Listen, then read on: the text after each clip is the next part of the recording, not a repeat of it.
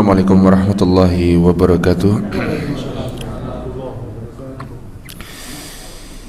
Innal hamdalillah nahmaduhu wa nasta'inuhu wa nastaghfiruhu wa na'udzu billahi min shururi anfusina wa min sayyiati a'malina. Man yahdihillahu fala mudilla lahu. Asyhadu an la ilaha illallah wahdahu la syarika lahu wa asyhadu anna Muhammadan 'abduhu wa rasuluh. Ya ayyuhalladzina amanu taqullaha haqqa tuqatih wa la tamutunna illa wa antum muslimun. Ya ayyuhan nas ittaqu rabbakum alladzi khalaqakum min nafsin wahidah wa khalaqa minha zawjaha wa batha minhuma rijalan katsiran wa nisaa'a. Wattaqullaha alladzi tasaaluna bihi wal arham innallaha kana 'alaikum raqiba. Ya ayyuhalladzina amanu taqullaha wa qulu qawlan sadida yuslih lakum a'malakum wa yaghfir lakum dhunubakum wa man yuti'illaha wa rasulahu faqad faza fawzan 'azima. Amma ba'du, fa inna astaqal hadithi kalamullah wa khairal hadyi hadi Muhammadin sallallahu alaihi wasallam wa syarrul umuri muhdatsatuha fa inna kulla muhdatsatin bid'ah wa kulla bid'atin dalalah wa kulla dalalatin finnar. Ma'asyiral muslimin rahimani wa rahimakumullah, kita banyak bersyukur kepada Allah Subhanahu wa taala atas limpahan nikmat yang Allah curahkan kepada kita semua, baik dari nikmat Islam, ini nikmat yang paling agung. Kemudian setelah itu kita diberikan nikmat keimanan dan kita diberikan nikmat untuk mempelajari ayat-ayat Allah dan juga hadis-hadis Nabi Muhammad sallallahu alaihi wasallam. Semoga Allah Subhanahu wa taala pada setiap saatnya, setiap detiknya semakin menambahkan nikmat-nikmat itu kepada kita semua, dan semoga Allah Subhanahu wa taala tidak menjadikan kita orang yang kufur terhadap nikmat-nikmatnya. Karena apabila kita kufur terhadap nikmat Allah Subhanahu wa taala, begitu pedih azabnya yang insyaallah tidak ada satupun di antara kita yang sanggup menanggung pedihnya azab dari Allah Subhanahu wa taala. Salawat dan salam kita panjatkan kepada Nabi Muhammad sallallahu alaihi wasallam, pada seluruh keluarganya, kepada para sahabatnya, para tabi'in dan tabi'ut tabi'in, dan juga orang-orang yang mengikuti sunnah-sunnah Nabi sallallahu alaihi wasallam. Pada hari ini insyaallah saya hanya menggantikan Ustadzuna Muhammad Nur Yasin karena beliau hafizahullah taala sedang safar. Yakni kita berangkat dari sebuah hadis yang diriwayatkan oleh seorang sahabat yang bernama Abu Dzar Al-Ghifari radhiyallahu taala anhu, yang dimana hadis ini sangat relevan pada masa-masa sekarang, terutama beberapa akhir ini, ya beberapa pekan ini, beberapa hari ini kita melihat tentang bagaimana muamalah seorang manusia dengan manusia yang lainnya. Bagaimana cara bergaul antara seorang muslim dengan muslim yang lainnya, atau seorang muslim dengan non-muslim. Kita perlu melihat bagaimana Nabi sallallahu alaihi wasallam ketika beliau sallallahu alaihi wasallam hidup bersama manusia yang lainnya, terutama dari kaum muslimin ataupun dari orang-orang non-muslim. Yang dimaksud di sini ialah bagaimana Nabi Muhammad sallallahu alaihi wasallam hidup bertetangga ketika beliau sallallahu alaihi wasallam bertetangga dengan para sahabat ini yang notabene semuanya adalah seorang muslim, dan bagaimana Nabi SAW ketika bertetangga dengan siapa, dengan orang-orang apa non-muslim. Karena di masa sekarang, ya sekarang kehidupan ini setiap hari, semakin hari orang-orang sudah memikirkan dirinya masing-masing, tidak memikirkan bagaimana kehidupan tetangganya, tidak memperhatikan keadaan bagaimana tetangganya. Padahal di dalam sebuah hadis yang diriwayatkan oleh Abu Dzar radhiyallahu taala anhu, Nabi Muhammad sallallahu alaihi wasallam pernah bersabda kepadanya, "Idza tabakhta maraqatan fa aktsir ma'aha." Apabila engkau wahai Abu Dzar membuat makanan, yakni maraqah, maraqah ini yakni sejenis makanan berkuah, fa aktsir ma'aha, maka perbanyaklah kuahnya. Kemudian Nabi SAW mengatakan, wa ta'ahad jiranaka, dan perhatikanlah siapa tetanggamu. Saya tadi nemu berita, kemudian saya capture, yakni saya screenshot, kemudian saya taruh ya di mana, di status, Bagaimana ada seorang ibu yang dia itu harus mencuri entah telur, entah beberapa butir, entah satu butir ya. Intinya di beritanya itu headline-nya ya, dia mencuri telur untuk memberi apa? 3 makan anaknya. Memberi 3 anaknya untuk apa? Makan. Bagaimana kehidupan bertetangga? Kalau seandainya tetangganya apa tidak diperhatikan? Ada tetangganya yang tidak makan, kita apa tidak mengetahuinya. Ada tetangganya yang sedang kelaparan, kita ini apa tidak mengetahuinya. Maka bagaimana nanti pertanggungjawaban kita di hadapan siapa? Di hadapan Allah Subhanahu wa taala. Maka dari itu Nabi Muhammad SAW dalam hadis ini memperingatkan kepada kita, menasihati kita.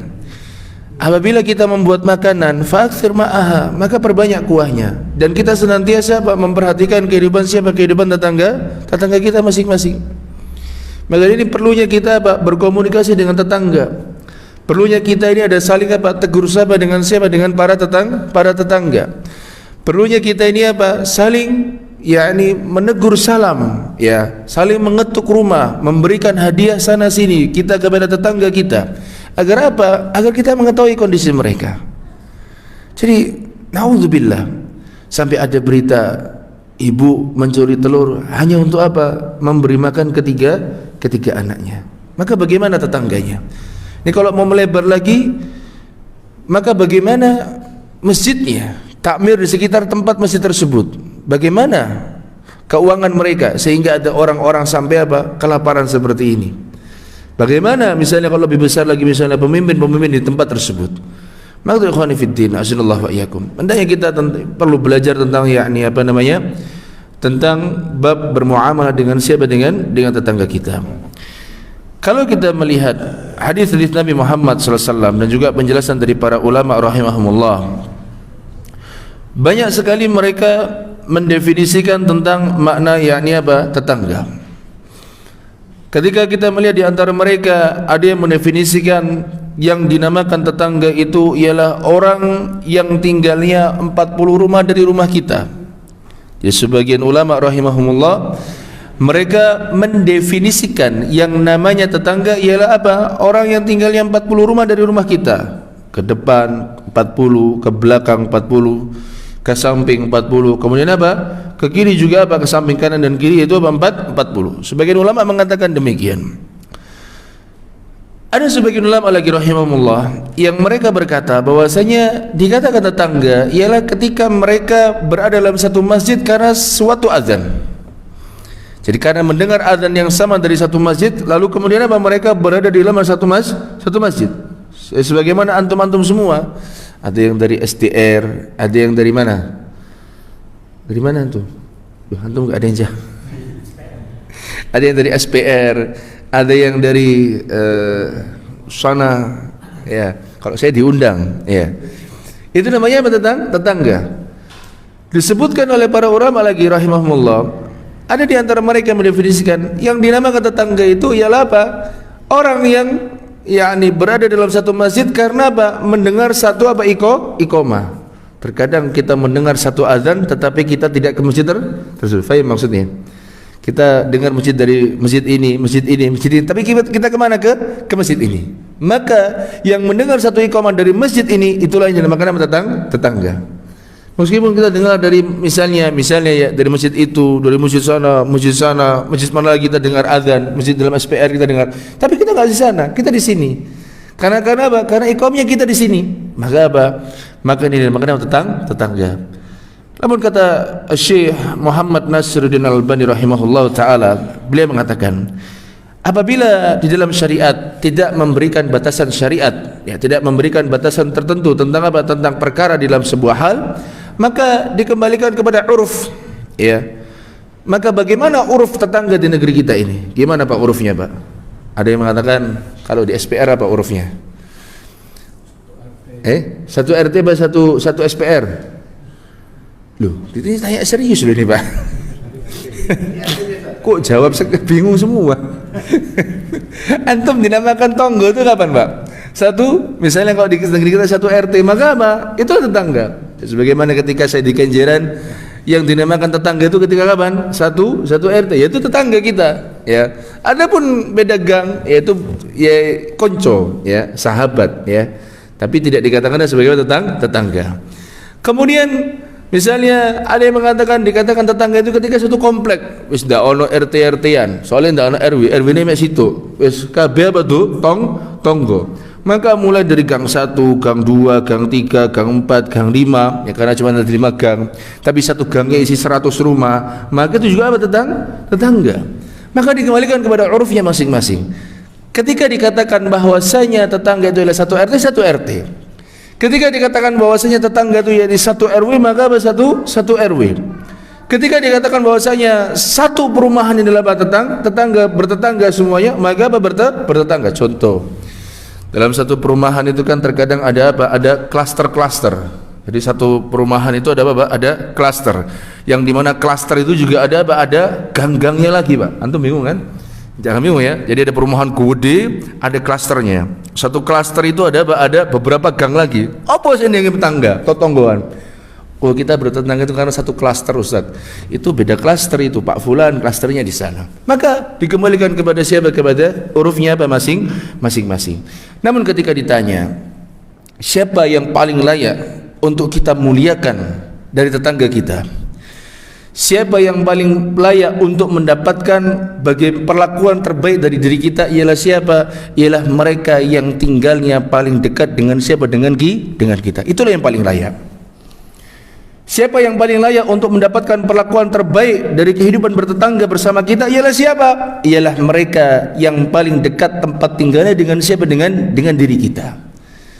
Nabi Muhammad sallallahu alaihi wasallam ketika itu ditanya oleh Aisyah radhiyallahu taala anha, Aisyah radhiyallahu taala anha berkata, "Ya Rasulullah, innali jaraini fa ila ayyihima uhdi."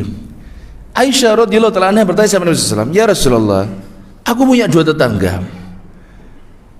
Fa ila ayyihima uhdi, kepada siapa aku memberikan hadiah?" Jadi Aisyah bertanya sama Nabi sallallahu alaihi wasallam, "Aku ini punya hadiah dan aku punya dua tetangga. Siapa yang aku berikan hadiah ini kepada siapa? Siapa yang aku berikan hadiah ini?" Kata Nabi sallallahu alaihi wasallam mengatakan, ila aqrabihima minki baban. Dari dua itu, hai Aisyah, siapa yang pintunya paling dekat dengan rumahmu, itulah yang kamu berikan hadiah. Karena terkadang misalnya kita di salah satu misalnya tinggal di perumahan ya, baru ada 3 rumah. Yang satu agak dekat, yang satu agak jauh. Mungkin dia beli di kafling yang sana, kita beli kafling yang dekat sini. Pas kebetulan ada tetangga. Maka apa? Kata Nabi sallallahu alaihi wasallam mengatakan, ila aqrabihima minki baban. Dari dua itu, Aisyah, siapa yang paling dekat dengan rumahmu, paling dekat dengan pintumu, maka hendaknya apa? Engkau berikan apa? Hadiah tadi. Jadi ikhwani fiddin, azanallahu wa iyyakum, itulah tetangga apa yang kita hendaknya berlaku baik kepada mereka. Dan perlu antum ketahui bahwasanya berbuat baik kepada tetangga itu diperintahkan Allah Subhanahu wa taala langsung di dalam Al-Qur'an, dan juga diperintahkan oleh siapa? Nabi Muhammad sallallahu alaihi wasallam langsung di dalam apa? Di dalam hadis-hadis beliau sallallahu alaihi wasallam. Jadi berbuat baik pada tetangga itu bukan perkara kecil. Memperhatikan hak-hak tetangga, memperhatikan kehormatan tetangga, memperhatikan kehidupan tetangga, memperhatikan keadaan tetangga itu bukan perkara remeh. Kenapa? Karena sampai Allah Subhanahu wa taala memerintahkan sendiri dalam apa? Di dalam Al-Qur'an. Bahkan Allah Subhanahu wa taala dalam Al-Qur'an tadi menggandengkan perintah berbuat baik sama tetangga dengan apa? Dengan perintah-perintah berbuat baik kepada yang lainnya. Dan yang lebih utama lagi, perintah berbuat baik kepada tetangga Allah Subhanahu wa taala gandengkan dengan apa? Dengan perintah yang paling agung, yaitu beribadah hanya kepada Allah Subhanahu wa taala. Jadi saking pentingnya kita memperhatikan kehidupan tetangga, Allah turunkan di dalam Al-Quran perintah untuk apa? Berbuat baik kepada tetangga. Tidak hanya sampai di situ, Allah gandengkan perintah berbuat baik kepada tetangga dengan apa? Dengan perintah berbuat baik kepada yang lainnya, kepada anak yatim, kepada orang miskin, kepada kedua orang tua, ya, kepada orang-orang, kepada para budak yang kita miliki. Ya, nanti Allah akan kita sebutkan. Dan yang paling ajib lagi, perintah berbuat baik kepada tetangga itu Allah gandengkan pula dengan apa? Dengan perintah mentauhidkan Allah Subhanahu wa taala. Dan ini adalah perintah yang paling agung agar seseorang beribadah hanya kepada siapa? Kepada Allah Subhanahu wa taala. Allah taala berfirman di dalam surat An-Nisa ayat yang ke-36. Allah taala mengatakan, wa'budullaha wa la tusyriku bihi syai'a wa bil walidaini ihsana. Allah Ta'ala mengatakan, wa'budullaha, wahai manusia, beribadahlah kalian hanya kepada Allah saja. Wa la tusyriku bihi syai'a, dan jangan kalian mempersekutukan Allah Subhanahu wa taala dengan sesuatu apapun. Kemudian Allah mengatakan, wabil walidaini ihsana. Perintah yang kedua yaitu apa? Perintah yang ketiga Allah mengatakan apa? Wabil walidaini ihsana, dan terhadap kedua orang tua hendaknya kalian berbuat baik. Wabidil kurba, dan kepada karib kerabat kalian juga hendaknya berbuat baik. Wal yatama wal masakin, kepada anak-anak yatim, kepada orang-orang miskin. Wal jaridil kurba wal jaril junubi, dan kepada tetangga. Sebagian ulama menafsirkan wal jaridil kurba itu tetangga yang dekat. Sebagian ulama lagi menafsirkan wal jaridil kurba ini apa? Tetangga yang masih punya apa? Hubungan kerabat. Jadi sebagian ulama menafsirkan wal jaridil kurba, ada yang mengatakan yang tetangga apa? Yang dekat. Sebagian lagi menafsirkan yang ini apa? Tetangga yang masih punya apa? Hubungan kerabat. Ya. Kemudian wal jaril junubi, yaitu apa? Dan tetangga yang apa? Jauh, atau tetangga apa? Yang tidak memiliki hubungan apa? Kerabat. Lihat, Allah gandingkan langsung perintah mentauhidkan Allah dengan apa? Perintah berbuat baik kepada siapa? Kepada yang lainnya. Ini menunjukkan bahwasanya perintah berbuat baik kepada para tetangga itu bukan perintah yang apa? Dianggap apa? Remeh. Makanya kalau antum lihat sekarang di sebagian media sosial, baik di shortnya YouTube atau di reelsnya Instagram atau di storynya Facebook, kita lihat Pak, kehidupan bertetangga sekarang itu sebagian ya sudah rusak Pak. Ada beberapa bulan lalu ada orang kok yo sempet ngono ya, batin saya tuh kok sempet, mohon maaf, ngelumpuk no fesesnya sama urinnya lalu disiram ke rumah tetangga. Antum lihat berita itu di Tuban atau di mana? Masih di Jawa Timur kalau nggak salah. Kok dalam batin saya itu cuma satu, kok sempet deh apa? Ngelumpukno nek ngelumpukno duit, masya Allah Pak. Ini ngelumpukno apa? Feses, urinnya disiram ke apa? Tonggo nih. Ada sebagian lagi saya lihat ya di Facebook ya ini orang ini misalnya pagar, ini pagar. Mungkin dia punya mobil 2, atau mungkin mobilnya yakni di rumahnya ada banyak motor sehingga dia tidak bisa masuk. Ini langsung head to head Pak mobilnya Pak. Jadi hak jalan itu begitu kecil, seakan-akan dia tidak punya tetangga lagi. Ini udah rusak Pak kehidupan tetangga di masa sekarang ini. Tidak seperti dulu. Tidak seperti dahulu yang mungkin rumah masih sedikit tetapi apa? Begitu terdekat tentang masalah apa? Tetangga. Maka dari itu ma'asyiral muslimin rahimani wa rahimakumullah, banyak sekali dalam hadis-hadis Nabi Muhammad sallallahu alaihi wasallam yang memerintahkan kita untuk berbuat baik pada tetangga. Bahkan sampai Nabi Muhammad sallallahu alaihi wasallam mengira bahwasanya malaikat Jibril alaihissalam akan menurunkan sebuah ayat yang memberi makna bahwasanya tetangga itu memiliki hak waris. Yang namanya tetangga itu kalau tidak punya apa Pak, tidak punya hubungan kerabat, tentu dia tidak memiliki apa hak di dalam masalah apa waris. Tetapi Nabi SAW saking seringnya dinasihati Jibril alaihissalam tentang pentingnya berbuat baik sama tetangga, sampai-sampai Nabi SAW mengira bahwasanya apa, Jibril alaihissalam akan menurunkan sebuah ayat yang dimana beliau SAW mengatakan, yakni dalam ayat tersebut diperintahkan yaitu apa, bahwasanya tetangga ini punya hak waris dari kamu Muhammad. Nabi Muhammad sallallahu alaihi wasallam ketika itu pernah bersabda begini, "Ma zala Jibrilu yusini bil jari hatta dhanantu annahu sayuwarrithuhu." Kata Nabi sallallahu mengatakan, "Ma zala Jibrilu yusini bil jar." Jibril alaihissalam senantiasa menasihati diriku agar aku ini bil jar, senantiasa berbuat baik sama apa? Tetangga. Hatta dhanantu annahu sayuwarrithuhu, sampai aku mengira, ya kata Nabi Muhammad SAW, sampai aku mengira bahwasanya apa, bahwasanya Jibril itu akan mengeluarkan sebuah ayat, nurunkan ayat yakni apa, tetangga punya apa, hak apa waris. Subhanallah. Maka dari itu sekarang kita coba cek gimana muamalah kita sama tetangga kita, Pak. Gimana, Pak, muamalah kita sama siapa? Sama tetangga kita. Sudahkah kita ini bermuamalah dengan baik kepada tetangga kita yang muslim ataupun yang non muslim? Karena non muslim itu juga masih memiliki apa? Hak tetangga. Jangan mengira non muslim itu tidak memiliki apa? Hak tetangga. Apa dalilnya, Ustaz? Ada. Suatu ketika Abdullah bin Amr ibn al-As radhiyallahu taala anhu ditanya oleh salah seorang sahabatnya di masa itu, yang dimana Abdullah bin Amr ibn al-As ini menyembelih hewan. Lalu apa? Kemudian Abdullah bin Amr ibn al-As ini ingin memberikan kepada apa? Tetangga Yahudi, Pak. Kalau kita tidak ada tetangga Yahudi, paling tetangganya apa? Nasoro, kemudian apa? Buddha. Kalau mungkin di lingkungan orang-orangnya benar-benar elit, ya isinya apa? Wong-wong apa? Wong Hindu atau mungkin apa? Buddha. Suatu ketika Abdullah bin Amr bin Al-As ditanya, "Ahadaitum li jarinal Yahudi?" Abdullah bin Amr bin Al-As, kamu habis motong ini kambingmu, kamu kasihkan sama tetangga kita yang Yahudi itu dah. Ditanya, Pak. Kemudian ditanya lagi, "Ahadaitum li jarinal Yahudi?" Abdullah bin Amr bin Al-As, kamu tuh habis motong itu kamu mau kasihkan kemana? Ke orang Yahudi kita ini, tetangga kita itu dah.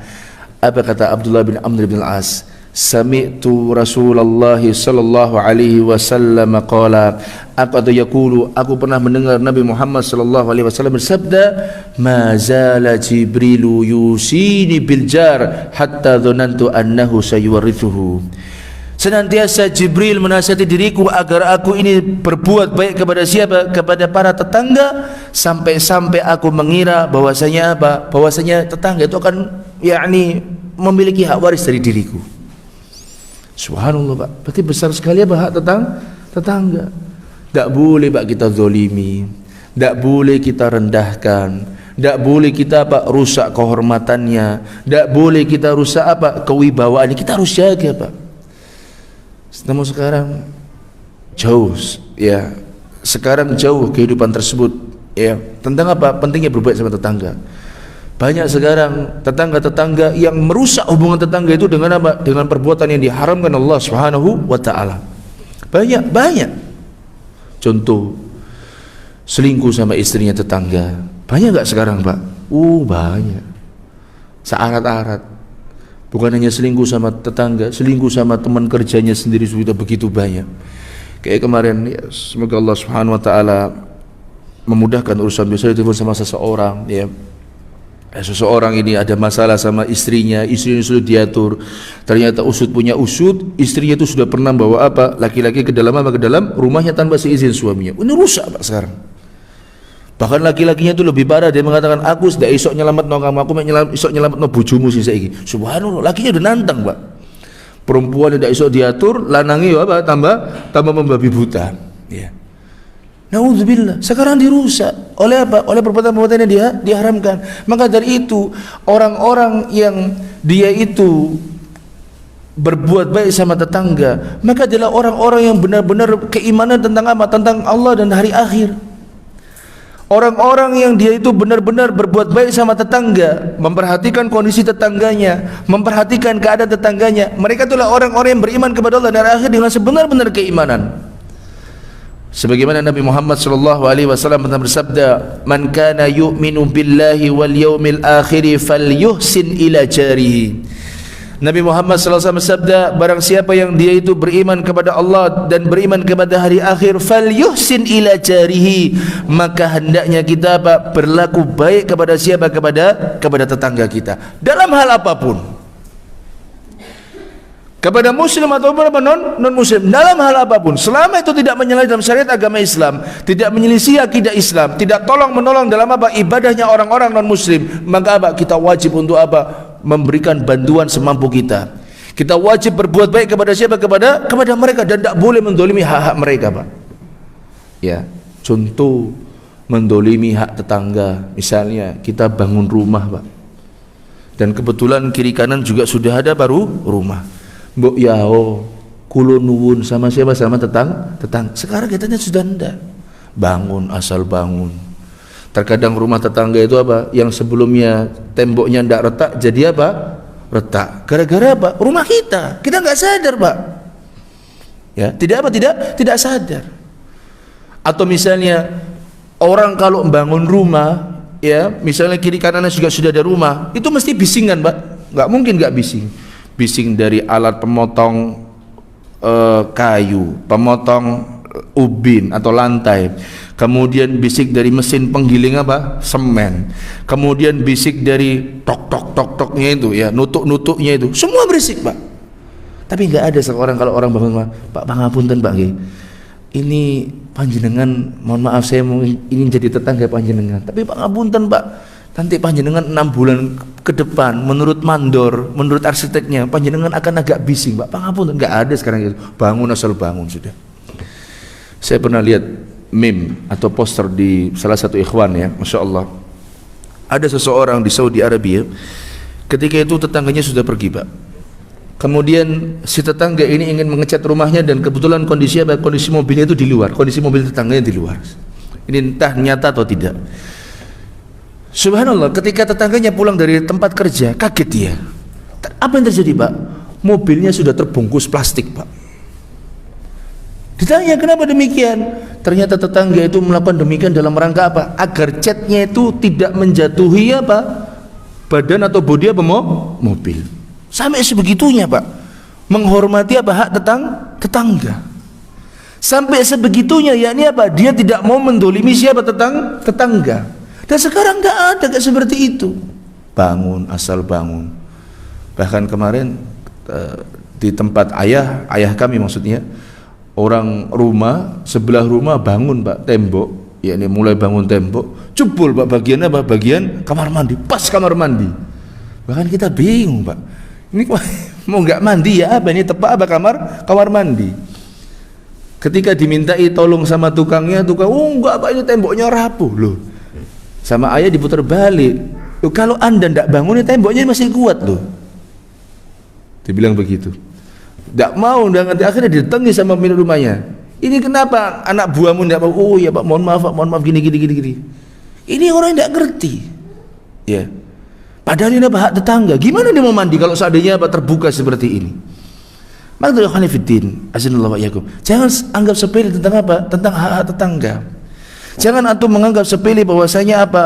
Bahwasanya tetangga itu yakni enggak ada apa-apanya. Enggak, dia punya hak. Maka dari itu Nabi SAW menyebutkan dalam sebuah hadis yang lainnya, siapa tetangga yang terbaik yang ada di dunia ini? Siapa tetangga terbaik yang apa? Yang ada di atas muka bumi ini. Suatu ketika Nabi Muhammad SAW sabda, khairul ashabi indallahi khairuhum lisahibihi. Nabi SAW mengatakan yang pertama, khairul ashabi indallahi khairuhum lisahibi. Sebaik-baik sahabat di antara kalian ialah apa? Yang paling baik terhadap sahabatnya. Kalau antum punya sahabat, misalnya berdua, bertiga, berempat, berlima, sama-sama sahabat, siapa yang terbaik di antara berlima orang ini, kata Nabi? Yaitu orang yang paling sering berbuat baik sama siapa? Sama sahabatnya. Sekarang kalau antum coba tengok diri kita masing-masing. Kita punya sahabat, Pak Fulan. Siapa yang paling baik? Nanti pasti akan menonjol, Pak. Karena kalau dia sudah terbiasa untuk berbuat itu alami, Pak. Misalnya, ketika saya menjelaskan ini, Pak, di anak SD, coba, mana sahabatmu? Oh ini Pak Ustadz. A dan B, saya tidak mau sebut namanya. Kemudian tak tanya, B, kamu mengakui si A sebagai sahabat? Oh iya Ustaz, itu sahabat saya Ustaz. Subhanallah. A dan B sama-sama mengakui ini sahabat, ini juga sahabat. Tak tanya, siapa di antara kalian berdua yang paling sering berbuat baik? A Ustaz. Loh kenapa? Iya Ustaz, saya diinfus A datang. Saya tidak punya kuota, belikan kuota Ustaz. Antum bayangin loh. Dia ngaku anak kecil, Pak. Tidak mungkin dia ini apa? Sulit bagi mereka untuk apa? Untuk berdusta. Ya. Kemudian anak, yakni saya tidak tahu ada PR Ustaz, dikasih tahu via WA ada PR. Terus tak tanya, si B. Tak tanya A-nya, kamu pernah sakit? Tidak masuk. Pernah Ustaz. Dijenguk nggak sama si B? Nggak pernah Ustaz, dia tidak pernah jenguk saya. Nah, maka siapa sahabat terbaik, kata Nabi SAW mengatakan, yaitu apa? Siapa yang paling sering berbuat baik kepada siapa? Para sahabatnya.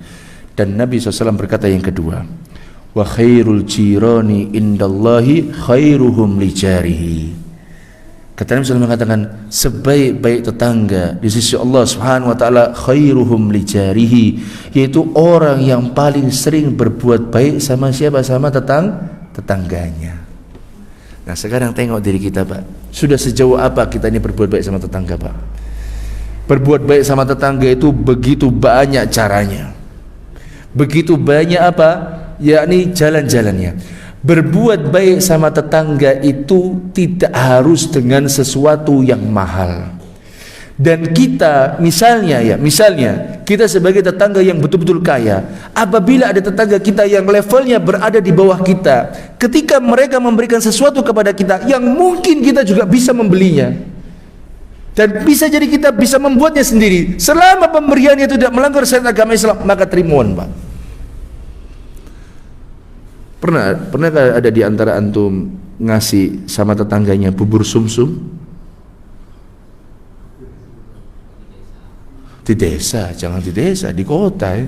Kok di desa mungkin masih berlaku. Pernah ada di antara antum di sini di Keputih, Bu, bubur sumsum. Bubur sumsum regane piro, Pak? 1000. Paling 3.000 paling murah. 3.000 masih ada? Di mana? Di desa? 3.000. Di kota tuh 5.000, nggak menghina ya Mas Inzar ya. Di kota 5.000 tuh segini, Pak. 5.000 itu pun isinya masih nggak full 5.000. Pernah antum ngasih bubur sumsum atau tetangga antum? Ketika saya tinggal di Kenjeran, Pak ya, itu indah sekali. Maksudnya di masa-masa dulu ya, sebelum berganti orang-orang yang sekarang. Subhanallah, indahnya apa? Ada tetangga, Mas Nanda, saya panggil Nanda kalau di Kenjeran, bukan Ridho ya. Ibu tanya, Nanda siapa? Nanda saya. Mas Nanda nih kasihkan Mbah ya. Oh makasih Tante, bubur Pak sumsum. Bisa nggak nenek saya bisa buat? Bisa. Bisa nggak beli? Bisa. Tapi dikasih sama tetangganya, Pak. Begitu pula dari keluarga kami, dibalesi, Pak. Kalau dikasih bubur, ini piringnya dia harus kembali ini piringnya nih. Nggak boleh dengan tangan kosong. Kasih apa? Bubur sagu. Bubur sagu, Pak. Bisa nggak tetangga kira-kira buat bubur sagu? Bisa. Bisa beli? Bisa. Tapi apa? Saling memberi. Maka dari itu suatu ketika Nabi SAW mengatakan, janganlah kalian merendahkan pemberian orang lain ya, atau merendahkan kalau masalah undangan ya.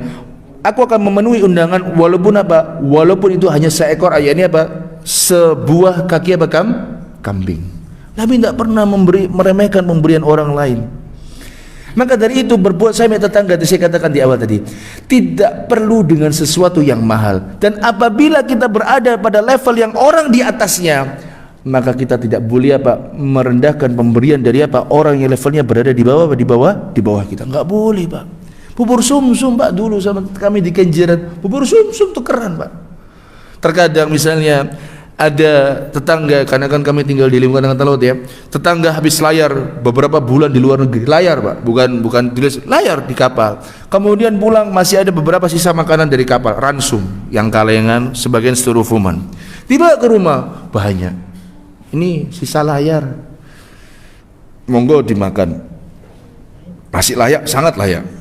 Oh, makanannya orang-orang yang ya ini apa, dinas di laut, sangat layak.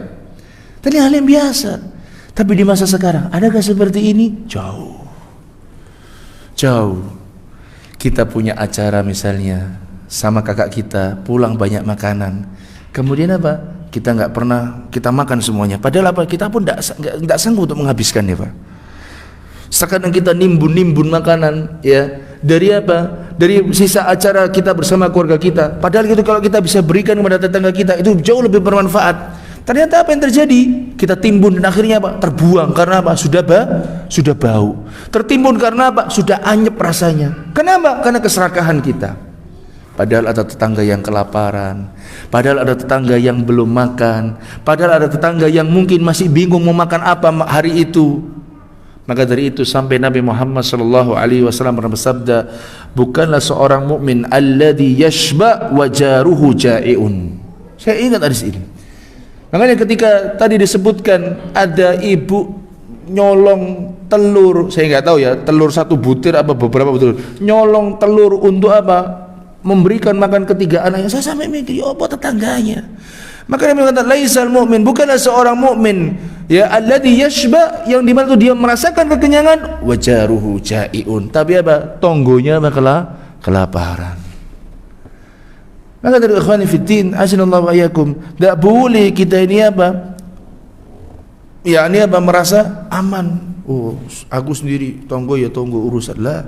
Coba tengok sama tetangga, gimana anaknya.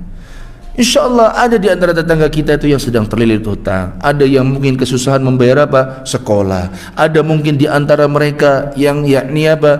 Anaknya mungkin sulit untuk apa namanya? Sulit untuk belajar. Antum bantu, lihat tetangga apa yang antum bisa, antum bantu. Nah, dan kemudian selain kita berbuat baik sama tetangga, dalam kehidupan bermuamalah dengan tetangga itu, kita tidak boleh mengganggu mereka. Kita tidak boleh memberikan gangguan, baik berupa lisan, baik berupa tangan, baik berupa sindiran, baik itu sindiran dengan lisan ataupun sindiran dengan status. Tak boleh, Pak. Duit tonggo cocote rek iso diatur. Sekarang itu Masya Allah ya, kemajuan zaman itu bagikan pedang yakni ujung pisau bermata apa? Dua. Bisa buat baik, bisa buat apa? Buruk. Guys, status cocote tonggo iki ora diatur. Ditulis Pak, cocote tonggo. Terus apa? Di foto apa? Foto rumahnya tetangga, mohon maaf. Kamar tetangga model iki lah omahe Bu Fulan iki. Oh, jarine Pak Fulan iki lambene ndak betul ya. Ada begitu, ada. Sekarang itu wis amburadul sebagian apa kehidupan tetangga. Enggak boleh kita memberikan gangguan-gangguan terhadap mereka, enggak boleh. Ada teman bercerita di mana dia agak kesel sama tetangganya. Dia ketika itu baru pindah ke tempat yang baru, dia heran. Setiap hari dia sama istrinya itu dia yang buang sampah, si suaminya satu. Suatu ketika dia tuh merasa heran, aku iki buang sampah kok mek situ, tapi kok moro-moro ben isuku wis ono loro Pak, wis tumpuk. Jadi sampahnya dia sudah di atas. Pak, misalnya ya hari ini diambil sampahnya, apalagi tukang jadi petugas kebersihan itu kata dia ngambilnya itu setiap 3 hari sekali. Itu aduh gimana, saya heran di situ. Ya alhamdulillah saya dulu sempat tinggal di komplek itu, di komplek Katalau itu saya bersyukur setiap hari sampah diambil Pak, jadi bersih Pak. Nah dia heran, iki sopo sing buat sampah, sampai seakhirnya diketahuan Pak. Wah ya Allah, tonggone sebelah Pak buat sampah nang kono. Mungkin kalau dia buang sampah di situ, dia mungkin masih bisa menerima, tapi ada hal yang tidak bisa terima. Apa itu? Suatu ketika bak sampahnya sudah hampir penuh dan masuk sampahnya dia sudah ditutup penuh Pak, sampai dia paling atas. Ya. Ladala, suatu ketika dia nengok tonggone buat sampah nang kono. Enggak masalah kalau buat sampah dapat ditekan kemudian apa? Agak ke bawah lagi. Yang buat dia kesel itu apa Pak? Sampahnya diangkat. Sampainya punya dia diangkat sampai tonggo dilebokno sampai dia paling dhuwur. Jadi tutupi sampaiku besok nutup. Gara-gara apa? Sekarang kan sampahnya punya dia sendiri. Ini kan kebacut tonggo kayak gini. Pernah suatu ketika dia pernah aku mangkel karo tonggo. Lho wis lapor karo Pak RT dalam hati saya. Lapor karo Pak RT timbangane awakmu apa? Ngersulo terus tapi apa ndak ono tempat curhat. Wis laporan nang Pak RT ben diselesekno. Oh maneh iki lho. Bojoku lak tuku kaya jemuran, ono kerduse dawa. Tak lebokno tak limpet-limpet. Tak limpet dadi loro tak lebokno soalnya gak iso dilimpet maneh kerduse. Lah kerduse ditokno karo tonggoku, ditokno sampai dhek mlebu. Mangkel aku jarene. Loh ini gangguan loh Pak. Gak boleh. Contoh gangguan lagi misalnya anak-anak antum diingatkan. Udah azan ya? Sedikit lagi ya. Contoh misalnya diingatkan anak antum, kalau main jangan mencetin belnya orang Pak, terus kabur. Itu ganggu Pak. Pernah ngalamin? Pernah ngalamin gak? Yang rumahnya gak ada belnya mungkin gak pernah ngalamin. Tapi yang rumahnya ada belnya pasti kesel Pak. Siapa sih?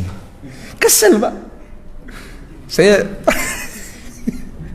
Saya tahu, saya ketika jelaskan ini sama anak-anak juga, Masya Allah ya, anak-anak itu kalau ditanya dengan interaktif gitu ya, bertanya, itu mesti ada jawaban yang kita gak masuk akal. Oh tapi betul. Yang ini, coba sebutin anak-anak salah satu contoh mengganggu tetangga. Ustaz, apa? mencetin bel rumah orang Ustaz. Nah, itu mengganggu. Lo dipencet terus kabur, kan mengganggu Pak. Ya kalau siang, ya kalau sore, ya kalau pagi masih enak. Nah, ini malam jam 1 dipencet daun uang. Waktunya tidur pencet tet keluar, tak ada orang, masuk lagi. Dipencet lagi tet keluar, tak ada orang. Ya apa? Apa tidak membuat takut yang demikian? Maka dari itu Nabi SAW mengatakan, wallahi la yu'min, wallahi la yu'min, wallahi la yu'min. Demi Allah, salah seorang di antara kalian tidak beriman dengan keimanan yang sempurna. Tidak sempurna keimanan salah seorang di antara kalian, tidak sempurna keimanan salah seorang di antara kalian. Nabi coba dengan digabungkan dengan 5 sumpah. Kemudian Nabi mengatakan, wa madzaka ya Rasulullah? Siapa orang-orang yang enggak sempurna keimanan itu ya Rasulullah? Nabi SAW mengatakan, al-jar, jarun la ya'manu jaruhu bawaikuhu, yang bawaikuhu, tetangga yang punya tetangga tetapi tetangganya tidak merasa aman dengan apa? Dengan gangguannya. Jangan Pak. Makanya anak-anak janganmu juga diatur tentang apa? Kehidupan bertetangga. Jangan bludes-bludes masuk ke rumahnya orang. Ajari mereka. Nah, kalau masuk itu ketok dulu. Siapa tahu ibunya tidak pengen apa? Anaknya bermain sama anak kita. Pengen apa? Pengen belajar. Diajarkan adab-adab yang demikian sama siapa? Sama anak-anak kita. Ya. Ini tinggi Pak. Maka itu ikhwani fiddin sallallahu alaihi wasallam. Sampai suatu ketika ya, tentang diantara gangguan tadi saya sudah singgung, yaitu apa? Yakni naudzubillah, berselingkuh dengan istri tetangga.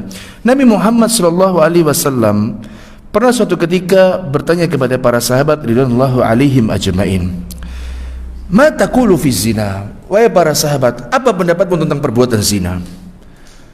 Kata para sahabat mengatakan, "Harramahullahu wa rasuluhu fahuwa haramun ila yaumil qiyamah." Zina itu perbuatan yang sudah Allah haramkan dan juga engkau ya Rasulullah sudah mengharamkan, dan sampai hari kiamat perbuatan akan tetap diharamkan.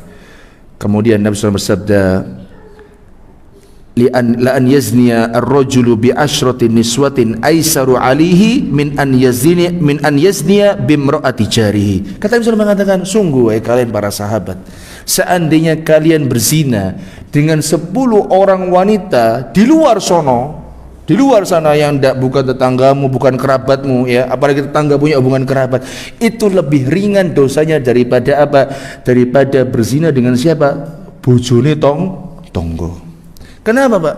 Karena dalam perzinahan yakni dalam tetangga itu, dengan naudzubillah dengan wanita istrinya tetangga, itu di situ ada pengkhianatan Pak. Yang seharusnya kita ini saling menjaga. Ya kok di luar, mohon maaf ya, bukan berarti Nabi mengatakan demikian ini antum boleh apa? Oh, kata Nabi kan zina di luar lebih ringan. Aku tak zina di luar. Enggak, jangan salah paham. Ini prematur ini ya. Maksudnya ialah apa? Kalau antum naudzubillah, kalau seandainya ada seorang dia berzina dengan apa? Istri tetangganya, itu ada pengkhianatan di situ, Pak. Bukannya dosa zina tapi apa? Dosa pengkhianatan. Oh gimana? Tetangga, oh Pak Fulan kopiahan ternyata cabul. Kan enggak enak, Pak. Aku iki luar kota golek nafkah ladala karo apa karo naudzubillah karo apa karo dulur ya awak dewi naudzubillah. Misalnya dulur kita tetangga kita sudah berzina dengan tetangganya, naudzubillah enggak boleh. Ya. Maka termasuk apa? Gangguan terhadap apa? Tetangga. Maka ikhwan fillah sallallahu alaihi wasallam, coba antum buka lagi kitab-kitab para ulama atau buka-buka lagi di website tentang bagaimana muamalah sama tetangga. Antum atau kita semua perbaiki cara bermuamalah kita dengan siapa? Dengan para tetangga. Misalnya antum habis dari luar kota bawa oleh-oleh, kasih tetangga 1, 2. Enggak harus ke Mekah, Pak. Kan terkadang kita kalau mau ngasih oleh kan harus ke Mekah dulu kan? Enggak harus, Pak. Bapak ke Jakarta, ke Tanah Abang misalnya, pulang bawa oleh-oleh, Pak. Dulu Tanah Abang itu pusat grosirnya, pusat center Indonesia, Pak. Karena paling banyak dia. Orang kalau sudah ke Jakarta, ke Tanah Abang, pulang bawa baju, wah ini mesti nggak ada di Surabaya ini. Oh pusatnya di sana dulu, ya. Kok tahu Ustaz? Loh iya, nenek saya dulu jualan belanja dari Tanah Abang. Ya tahu gitu, dikit-dikit ya. Begitu, tidak harus dengan apa? Dengan yakni sesuatu yang mahal. Misalnya antum dari mana? Dari mancing. 5 hari di Jember, di Puger misalnya mancing. Antum bawa tongkol, antum bawa tuna, antum bawa ikan salmon, kasih satu-satu. Yang tetangga mungkin yang paling dekat kasih 2, yang agak jauh kasih apa? Kasih 1. Seneng, Mbak. Saya ulang ya. Berbuat baik sama tetangga itu tidak harus dengan sesuatu apa yang mahal. Dan kita yang levelnya di atas tetangga kita, ketika diberikan hadiah sama tetangga, tidak boleh apa? Menganggap remeh pemberian sama tetangga. Jadi ikhwan, coba kembali dibuka lagi kitab-kitab para ulama ya. Kemudian dibuka lagi yakni website-website yang disuruh menjelaskan apa tentang kehidupan tetangga. Semoga Allah Subhanahu wa taala perbaiki kehidupan kita terutama tentang bertetangga, dan semoga Allah Subhanahu wa taala menjadikan kita adalah orang yang tetangga yang paling baik. Sebagaimana disabdakan Nabi sallallahu alaihi wasallam. Kita akhiri dengan doa kafaratul majlis. Subhanakallahumma bihamdika asyhadu an la ilaha illa anta astaghfiruka wa atubu ilaika. Assalamualaikum warahmatullahi wabarakatuh.